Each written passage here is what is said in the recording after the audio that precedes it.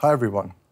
Today I'm going to talk about the practical relevance of preliminary injunctions, PIs, for patent infringement at the UPC. The respective national case law is all but uniform. In Dutch patent litigation, for example, PIs are very relevant. In contrast, they hardly ever play a role in the UK.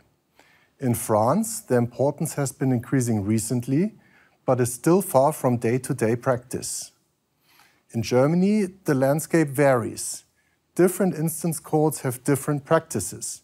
While the courts in Düsseldorf and Mannheim are quite reluctant to grant PIs for patent infringement, the courts in Munich and in Hamburg generously grant PIs in many cases, not just in the pharma sector, but in many other sectors as well. At European Union level, there is not much related patent case law yet. However, a recently widely reported referral of the first instance court in Munich, Germany, led the Court of Justice of the European Union, CJEU, to provide some guidance on an important question in April 2022, namely, whether or not a successful PI request requires a battle-tested patent.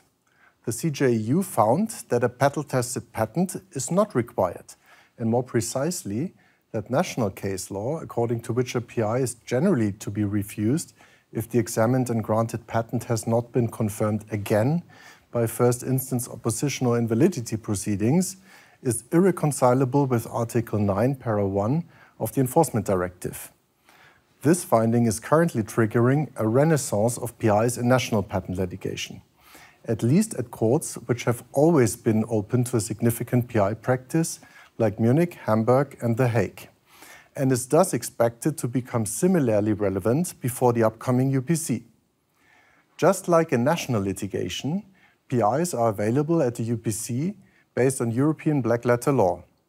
Moreover, the UPC will have local divisions in Munich, Hamburg, and The Hague.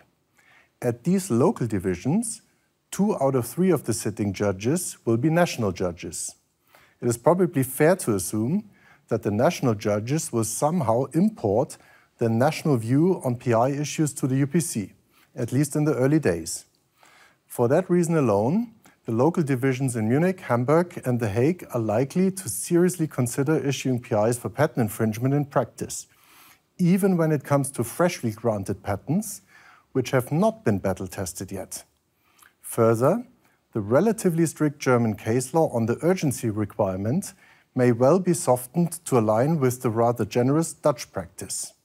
And finally, maybe most importantly, a significant PI practice allows for creating case law and appellate decisions quickly, and thus provides the benefit of some predictability and reliability, which is important for an untested new court.